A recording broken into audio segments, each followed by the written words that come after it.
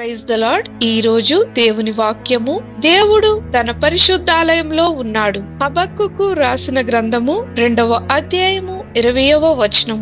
యెహోవా తన పరిశుద్ధాలయంలో ఉన్నాడు. దేవుడు తన మందిరపు దీవెనల చేత తన ప్రజలను ఆశీర్వదించువాడై ఉన్నాడు. ఈ లోకంలో ఎక్కడా లేని నెమ్మది, శాంతి, సమాధానమును దేవుని మందిరంలోనే నిలిచియున్నవి. అందుచేతనే రాజైన దావీదు ప్రతిరోజు దేవుని మందిరానికి వెళ్ళడానికి ఆసక్తిని కనుపరిచి ఉన్నాడు.